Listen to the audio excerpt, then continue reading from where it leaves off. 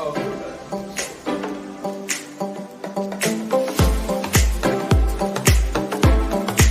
look at this hardware, man. A-B-O. Got the Latin American camera. Showing it for the camera. Now that's... They got some trainers say, and some fighters say, well, I don't watch videos of the guy fighting. I let the coach watch it. This, hey, man. Guys, one thing we know for sure about Wilder, he hit you clean.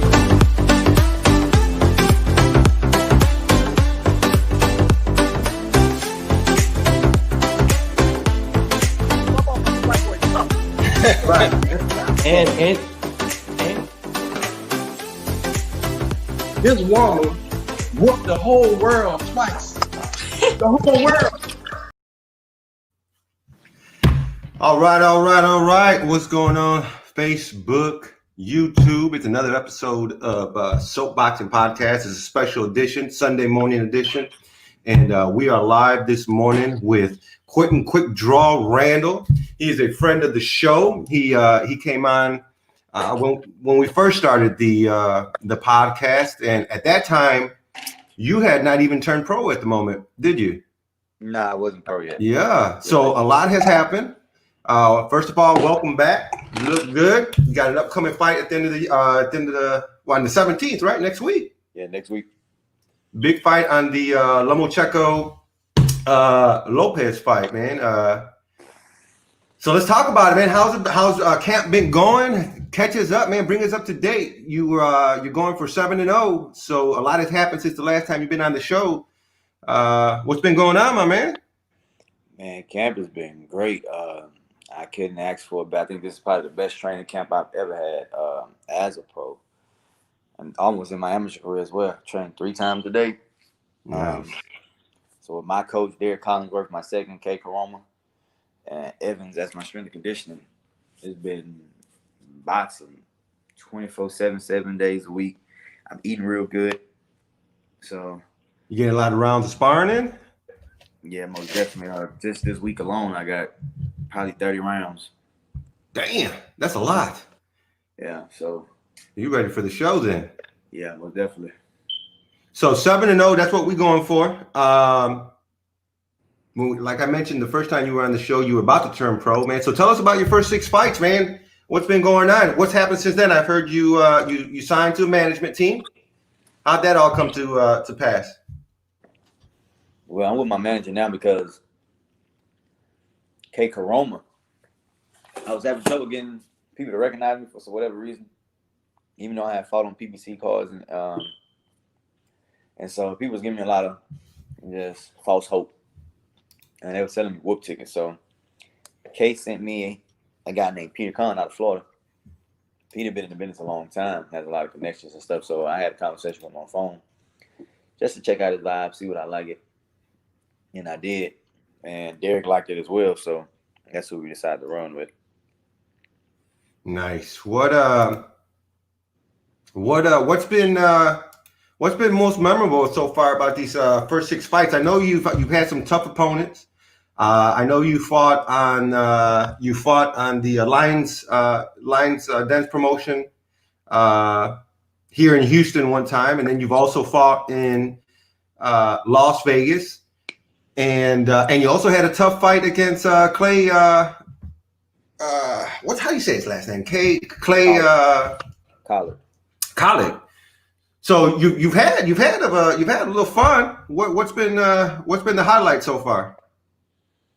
The highlights, the two highlights so far as a pro was fighting on the Charlo card against Coleman in Vegas, and then co-main in their first Lions only promotion card. So those have been the 2 highlights. But my toughest fight has been Clay Collard. Most definitely been my toughest fight as a pro so far. So how do you? Go ahead. I expect my opponent this week to be a tough opponent as well, but I don't expect him to be nearly as tough as Clay. Clay's a tough boy. Yeah, I don't expect him to be nearly as tough as Clay. I think if Clay was fighting him, I think Clay will flush him. But I'll be ready. I'll be 100% ready for anything he throws at me. Now, what do we know? What do we know about this opponent? I know he's Puerto Rican. Out of where? Out of Philly. out of Philly. So and he's also a southpaw, I believe, correct? Yeah, he's 4-0 with 4 knockouts. He's never seen the third round before.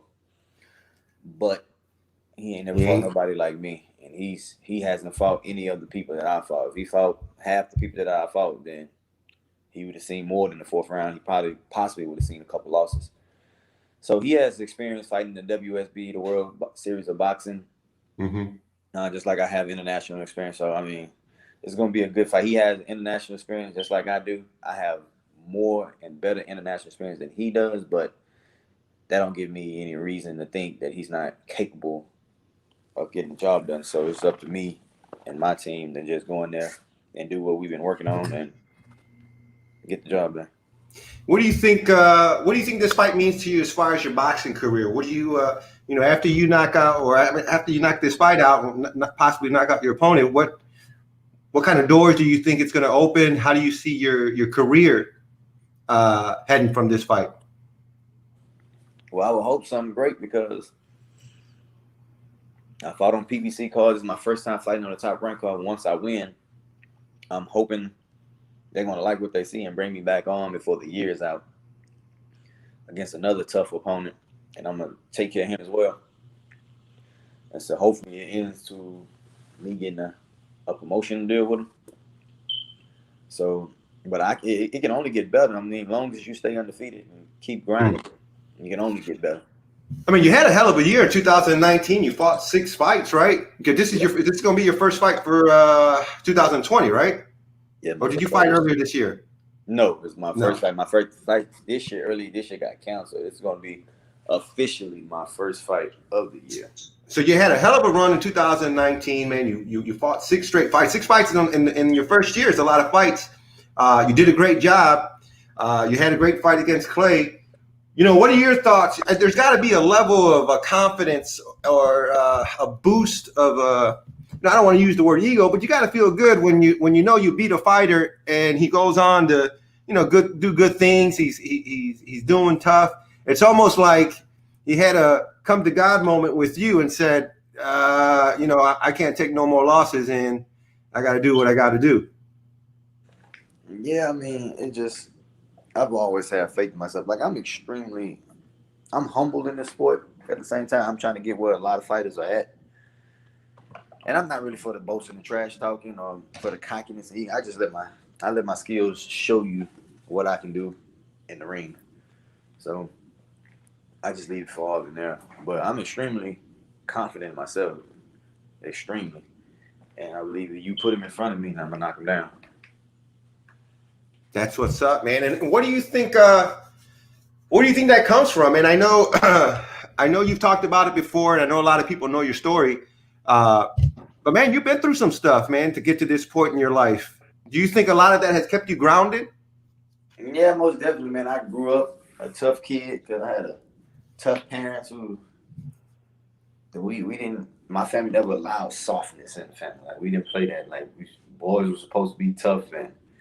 My mom raised us that way, and me being in the streets like I was, and the life of crime, it all molded me. All the pains and trials and tribulations I had to go through in life, it molded me. And so, for those of you that follow you on Facebook, they've gotten to know the relationship that you have with your mom. It's quite a relationship. I know you guys have a lot of fun together. I know you guys like to drive each other nuts, man. And you mentioned that there was no softness allowed. How has that changed any now that you're an adult? Man,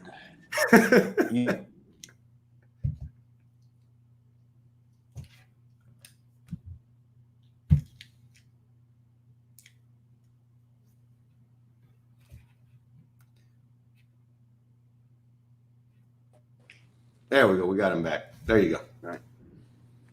You said it wasn't no softness allowed. What was the last part you said? I said, has any of that changed since you've been an adult? Oh no, man, my mom was real supportive. She's real supportive, but my mom is my mom, man.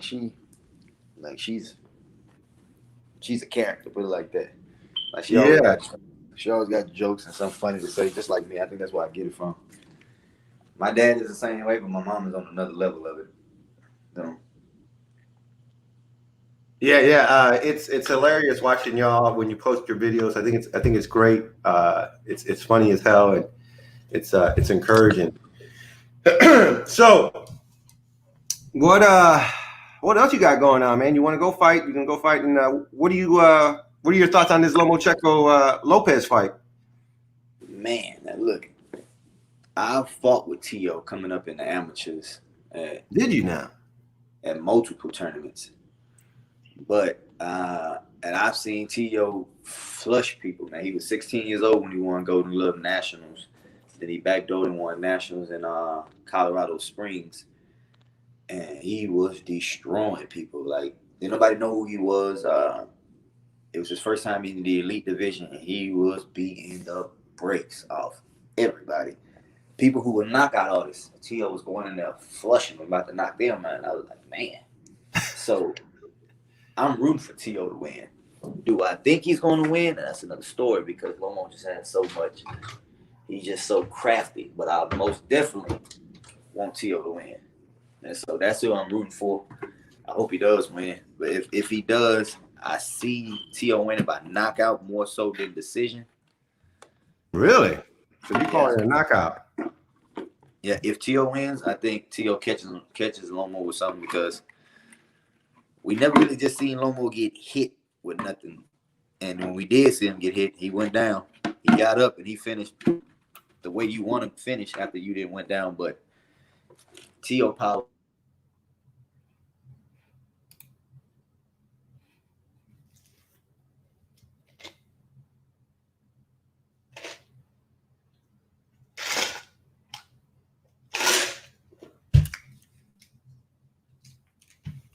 Having technical difficulties. Q, let us know when you're back. Let me see if I can bring something up here.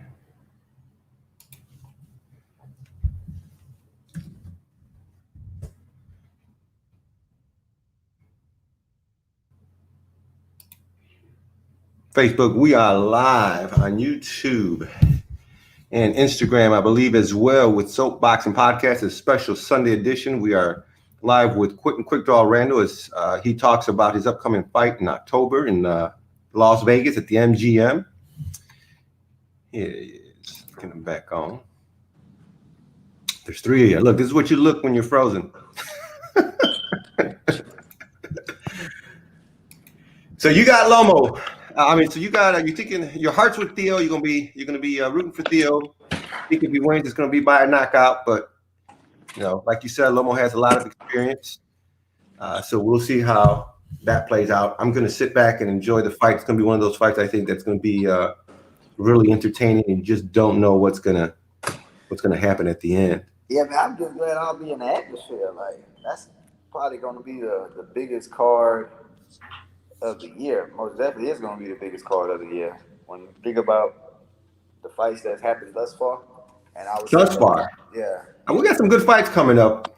Yeah. But I think you're right. I think it's going to be a good one. I think that Lomachenko Theo fight's going to be right up there, along with I'm super excited about this Spence fight, man. Yeah, I think those two are going to be the two biggest cards of the year. So, I got an opportunity to be on one of them. So hell yeah, I'm excited about that. I'm fighting a guy who I don't know if he considers himself a knockout artist. I don't consider him a knockout artist at all. You been watching any film on him?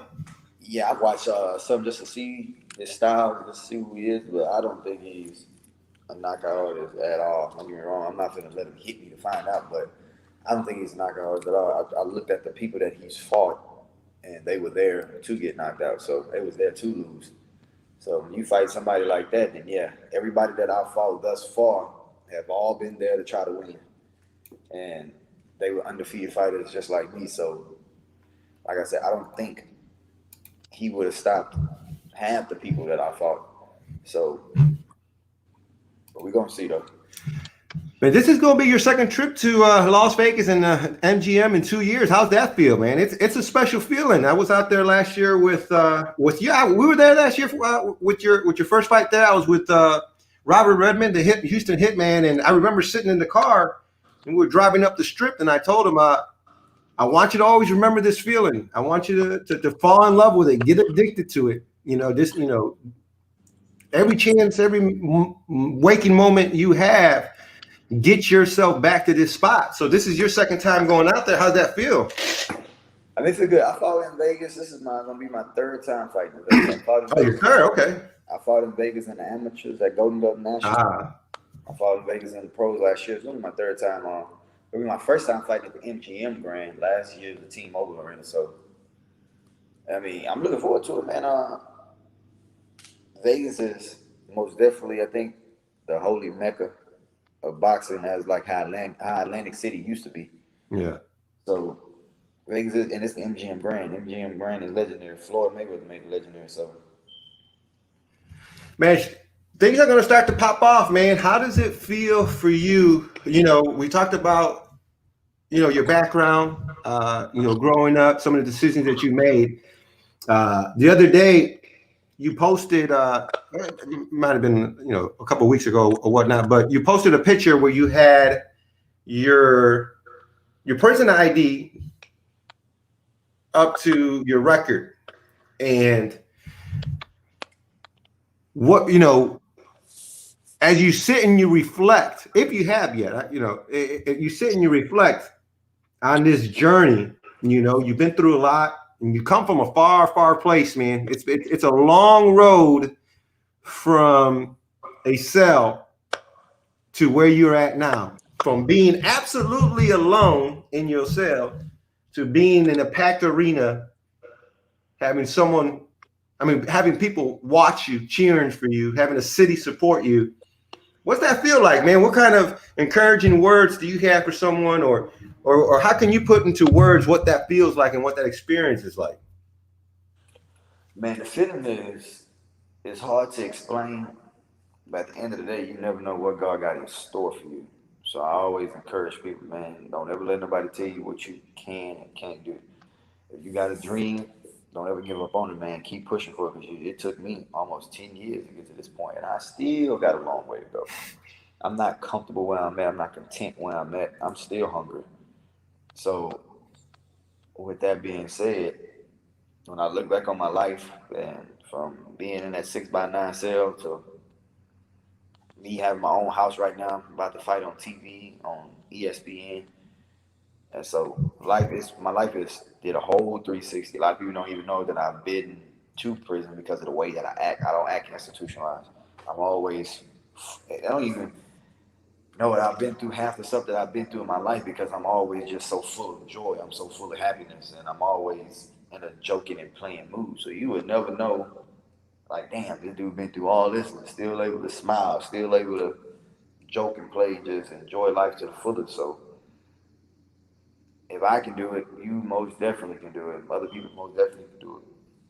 Has it always been in your head that I'm going to be a world champion? Has it always been in your head that I'm going to be in this spot?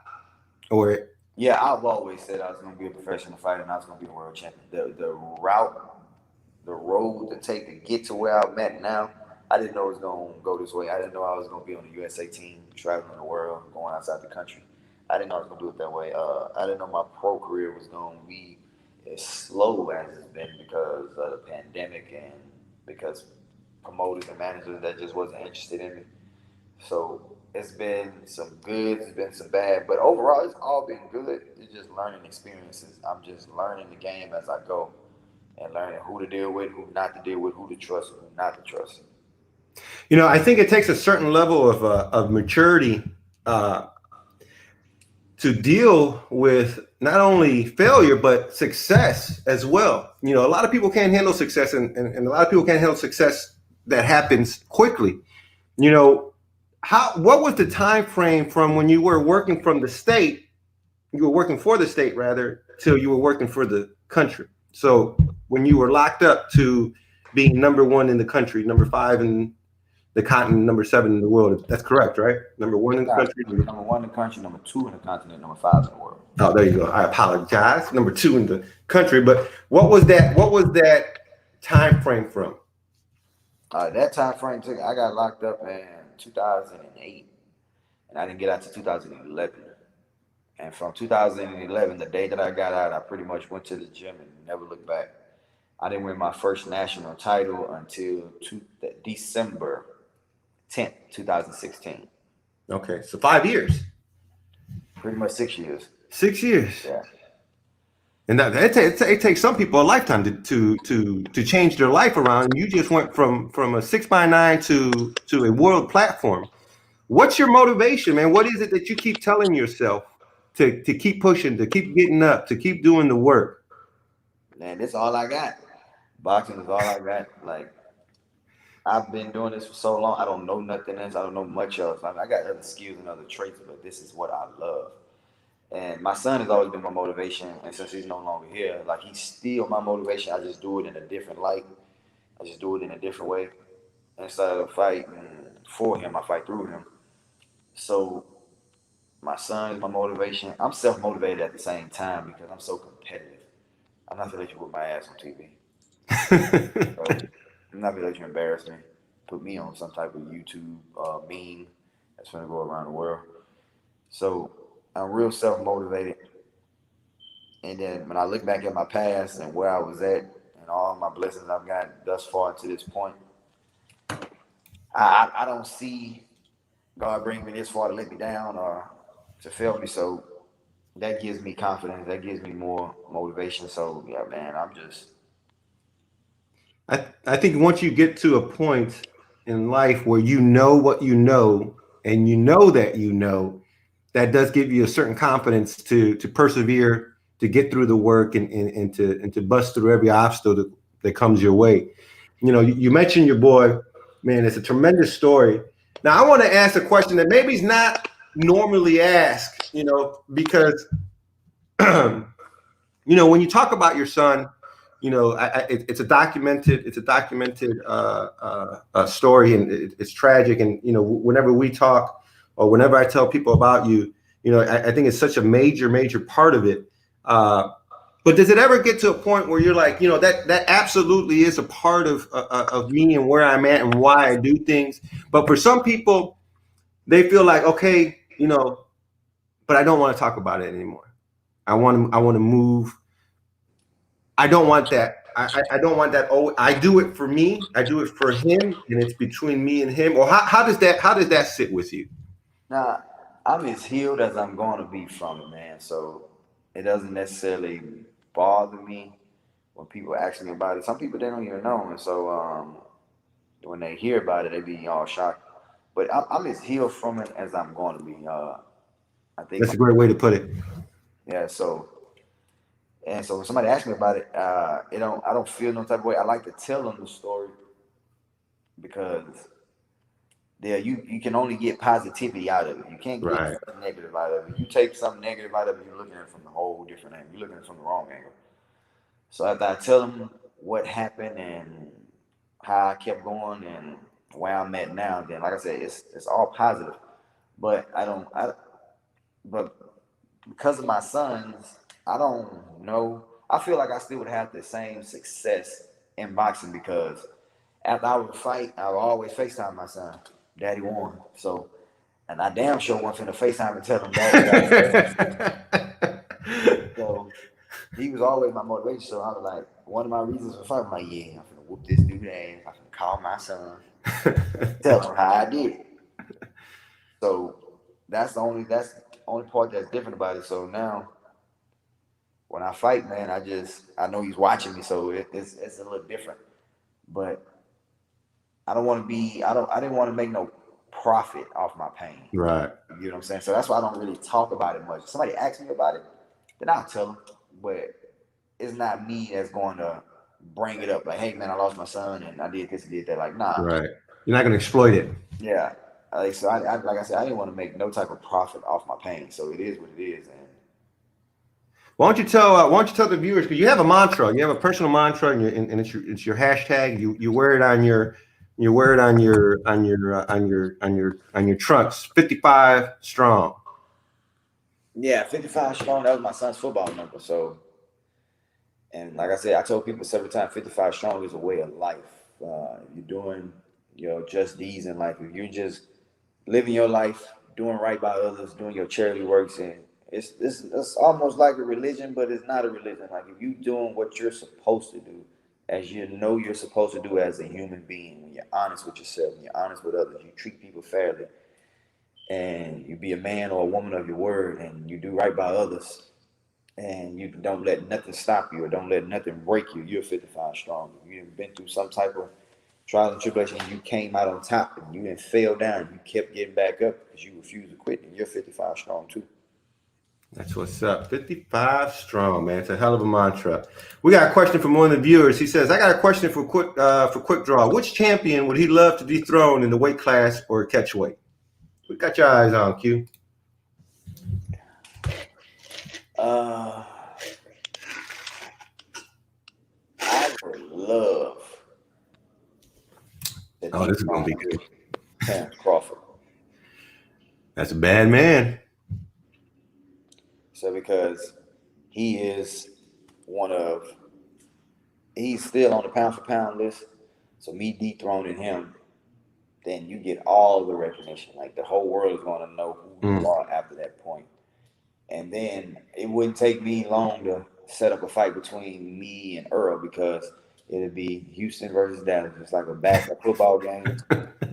So I think that'll be exciting because I got a lot of love and respect for Earl, but I still think I know he wouldn't duck the fight, and I just think that'll be exciting. Houston versus Dallas.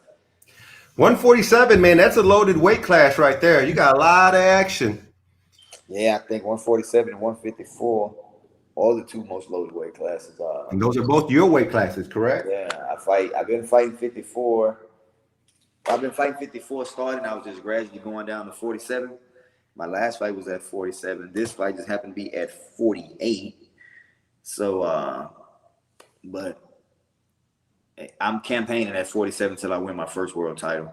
But if I have an opportunity to go to 54 in the meantime, to beat somebody who they said I can't beat or get more, just take an exciting fight that'll give me more attention and give me more recognition, then yeah, I'll take that fight. But I campaign at 47. Now, 147, when you've had the opportunity to spar a lot of these guys, you know, the Earl Spences, who all have you had an opportunity to work with at that weight or around that weight? I sparred the two best in the world, Terrence Crawford and Earl Spence at 147. So and how was that experience? Did you you walk out thinking, yeah, I belong here? Yeah, most definitely. I walked out like,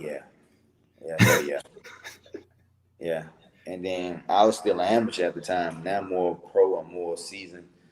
So yeah, and I reach out to these guys all the time to ask them for sparring. Like I seek work. I don't sit back and let somebody come to me. I ask. If it ain't Regis, if it ain't Jamel Charlo, if it ain't Earl Spence, I ask Derek James. Like I ask these people. I mean, you need any type of work? If you do, let me know. I'm here.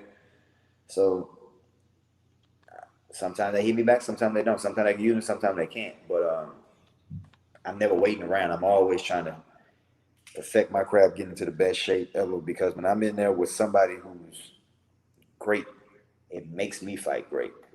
Absolutely, iron sharpens iron.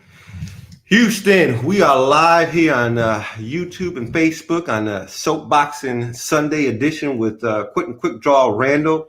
Now, we are based out of Houston, man. Houston, and we always like to recognize, you know, you mentioned Las Vegas being as the Mecca, but, you know, Houston is really becoming a stomping ground for training. You know, you have a lot of world-class fighters that come to Houston to train with some of the people that we have out here. You know, you've named Regis, you've named Charlo, you've named so some other fighters that are based out of here. How's that worked out for you? I know Maine Boxing Gym's based out of Houston. Shout out to them. It's got to be real convenient for you, you know, just like you said, to pick up the phone and say, "Hey, man, if y'all need some work, I'm available," or "I'm looking for some work." How's that feel for you? How'd that work out? Man, it's been working out good because I honestly think Texas is the new stomping grounds for boxing. I don't think it's Philly no more. I don't think it's California. Well, California is probably in the top. Between Texas and California, I think we're pretty much even. I don't think it's New York. I don't think it's other places, man. Texas is where it's at. A lot of people come down here. They get good work because it's here. And multiple weight classes. So And I don't think people sleep on Texas no more because we got 2 unified champions. One at 54, the other one's at 47. We got title contenders at 140.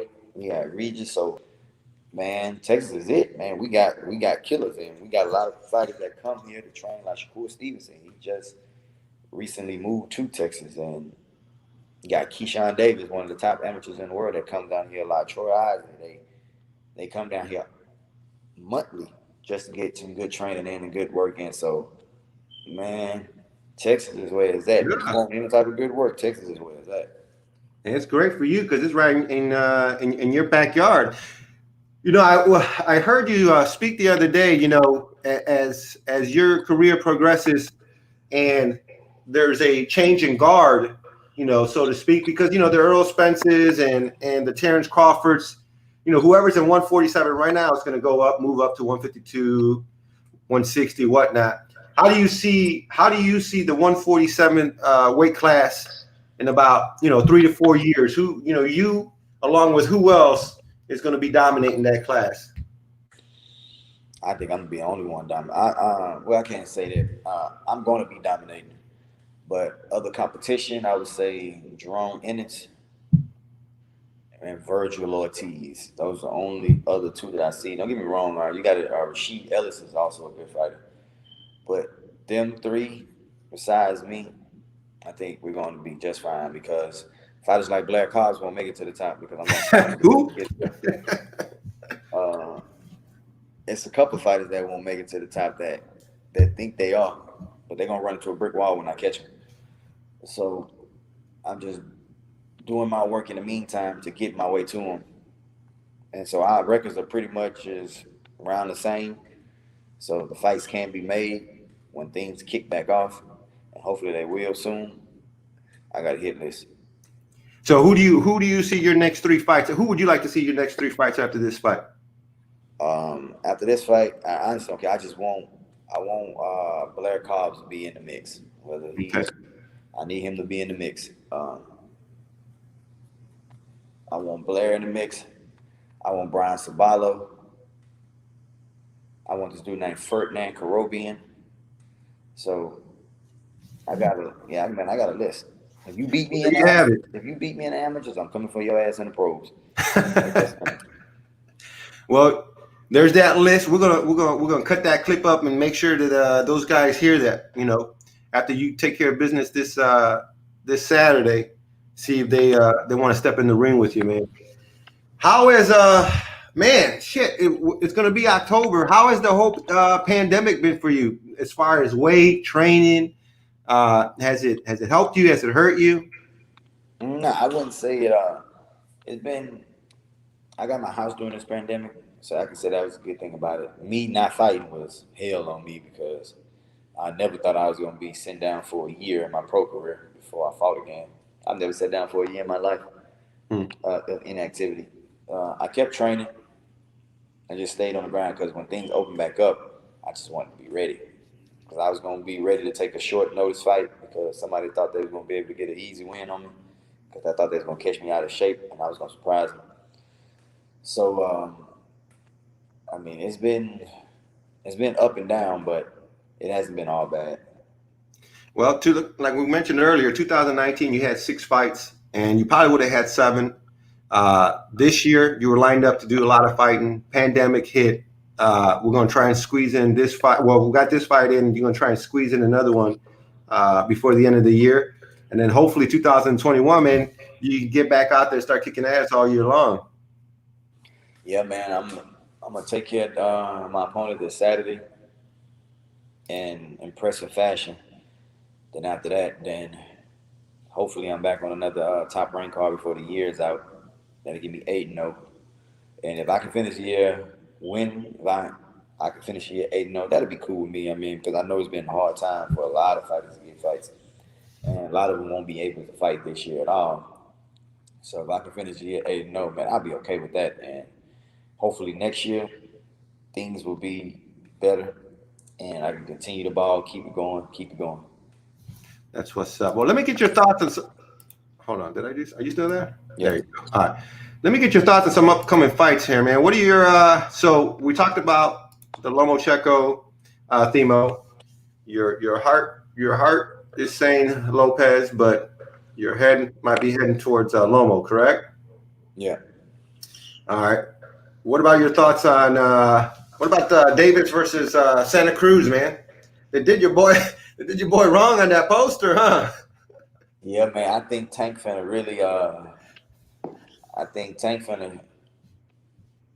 show some people sides of him that y'all have never seen before. Because he finna fight opponent he's never seen before. He's finna face adversity. It's gonna be a close one. I'm riding with Tank on this one. He's gonna make weight. He's gonna make the weight. He's gonna make the weight for sure. But I'm riding with Tank on this one, and I think it can potentially be by knockout as well. So, but I'm gonna ride with Tank on this one. And then we got the big fight, December 7th, Earl Spence, Danny Garcia. What you think, man? Oh, I'm riding with Earl. I think this whole pandemic and this whole time off, man, really benefited Earl. I think it was yesterday or the day before yesterday that it was the 1 year anniversary of the accident. And I look back at those pictures, and I looked at the picture where he posted where he was in the hospital, man. Shit. It was only God that saved him that night. Yeah.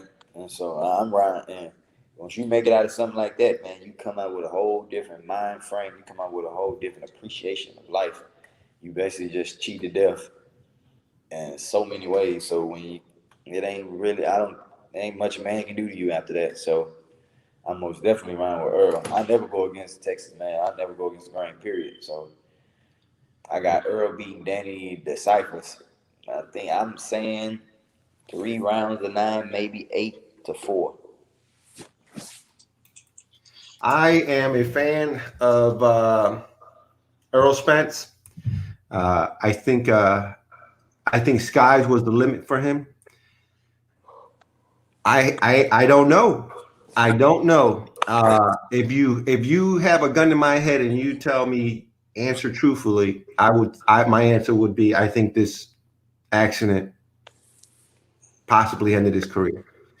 Now, with that being said, I want to be wrong. I'm rooting for him to prove me wrong. And I think he can do it. I think he will do it. But man, every time I see those photos, that video, I get fucking traumatized. So I'm rooting for him. I'm a big fan. And I would love to say, man, fuck, I was 100% wrong. That dude's a fucking beast. And so it's exciting. It's going to be an exciting fight. Very dangerous fight. This isn't a tune-up fight or a warm-up fight or whatever you want to call it. This is a very, very real, live, dangerous fight for Earl, and I'm rooting for him, man. I'm rooting for him. Yeah, man, it's a dangerous fight because you got a lot of people think Danny's gonna win. Danny's dangerous, man. Danny hit hard, and he's skillful, and he's still hungry. He wants his world title back. He hasn't been a world title in a minute, so. I mean, a world champion in a while at 47 since he lost his title to Keith Thurman. So that's been years. So he's most definitely hungry to get it back. He most definitely has the punching power. You know what I just realized? I haven't heard his dad talk shit this whole time. Yeah, man, his dad knows. He's been quiet. That's good. Yeah, his dad knows they got it because it's serious. Like, you fighting for the unified world championship. That's 2 titles. So you win this, you pretty much back in line. But then Earl not the type of guy you just gonna talk trash to and think it's gonna be cool. Yeah, cool with it. And so Derrick James got his back. It's like Danny Dad has his back. And don't get me wrong though, they haven't had any much press conference. They had them press conferences. It may be a little different. You know, Danny Dad can't seem to help himself sometimes. All right, man. What before you leave, why don't you give us your top 5 pound for pound all time? My top 5 pound for pound all time: Sugar Ray Robinson, Sugar Ray Leonard, Muhammad Ali, Floyd Mayweather, and I would have to say Evander Holyfield. Oh, wow. You put a Vander up there. Nice. All right. What about your top 5 pound per pound today? My top pound for pound today is Canelo, Crawford, Lomachenko, Jamel Charlo, and I would have to say Earl Spence. Oh, wow. You're giving them Texas boys some love. That's what's up. Well, Q, man, we really appreciate you stopping by Soapboxing Podcast, man, in front of the millions and millions and millions of fans watching. Any last words you want to give a shout out? Man, don't forget the fight is next weekend, 6 days from now. Las Vegas MGM Grand live on ESPN Plus app. So if you don't got the app, just download it. It's only probably $6 to watch it. And they're not charging the pay-per-view fights. It's going to be an amazing card. You find for those who haven't seen me fight, you're going to be able to see me fight this Saturday on TV. So I'm looking forward to it. I won't let you down. 55 strong. That's what's up, man. Well, again, good luck on Saturday. We know you're going to represent the city of Houston, the state of Texas. You're going to kick ass, and we look forward to watching your long, successful career. I'm sure you're going to be back on the show plenty of times. Things are going to start popping off. We wanted to get you in before your head got too big and it wouldn't fit that screen right there. So we appreciate you coming in, spending some time with us, man. What are you going to do for the rest of the day? I'm finna train. I'm going to train one time today and just relax for the rest and just watch football. That's what's up. What's your team? Man, my team ain't doing too good. I'm a Texas fan. But I'm also a Kansas City Chiefs fan. So I got one team that's doing good and I got one team doing bad. All right, man. Well, hopefully them Texans pull off a win. I know they fired Coach O'Brien, which is man, a little too much too late, man. Fuck. They should have got rid of him last year. Yeah, but we're going to be all right, man. Next year going to be a way better year for it. I didn't forget all about this year. All right, my man. Well, we appreciate you tuning in. Real quick, where can everyone find you at on Instagram, YouTube? I mean, on Instagram, Facebook, and you got a Twitter? You tweet? I got Twitter. You can find me on my Instagram. It's QuickDraw _P4P. That's a picture. It's going to be a picture of my son. On my Twitter, I believe it's Quinton.Randall. And on my Facebook, it's Quinton, the Alpha Wolf Randall. All right. Once again, ladies and gentlemen, it's your boy Manny Fresh from Soapboxing Podcast, special Sunday edition with Quinton QuickDraw Randall as he prepares for his bout on Saturday evening, October 17th on the Lomachenko Lopez undercard. Make sure you subscribe to that ESPN Plus. Watch this young man perform, represent his city, his state at 100%, 55 strong. My man, we'll talk soon. We'll catch up with you, man. Appreciate you stopping by. All right, bet. Peace.